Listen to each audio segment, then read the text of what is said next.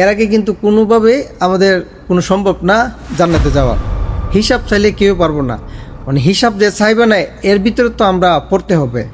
আপনি কাউকে উপকার করতে না পারলে কোনোদিন কাউকে ক্ষতি করেন না, কারণ ক্ষতি করবেন তো মরবেন, হাসর মাঠে কিন্তু আটকে যাবেন।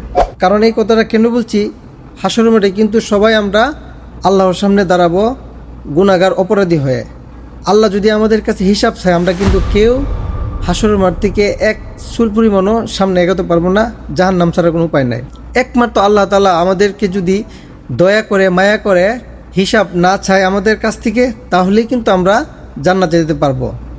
এর আগে কিন্তু কোনোভাবেই আমাদের কোনো সম্ভব না জান্নাতে যাওয়ার। হিসাব চাইলে কেউ পারবো না, মানে হিসাব যে চাইবে না এর ভিতরে তো আমরা পড়তে হবে। এখন এই কথাটাই হচ্ছে আমার, আপনি যদি দুনিয়াতে কারো হক মেরে খান আর যদি কাউকে ক্ষতি করেন, অন্যায়ভাবে জুলুম করে থাকেন, অত্যাচার করে থাকেন, আপনার জন্য কিন্তু এই অপশনটা থাকবে না।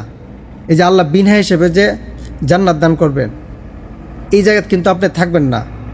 তো আমার কথা হচ্ছে এটাই, দুনিয়াতে আপনি যতদিনই আল্লাহ আপনাকে হায়াত রাখে, জীবনে কাউকে ক্ষতি করবেন না, পারলে উপকার করবেন, কিন্তু কাউকে কোনোদিন ক্ষতি করবেন না, কারণ ক্ষতি করাটা আল্লাহ মাফ করে না।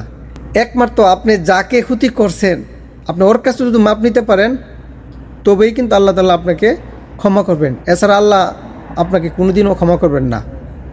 এই দরবার আল্লাহর কাছে একদম নাই।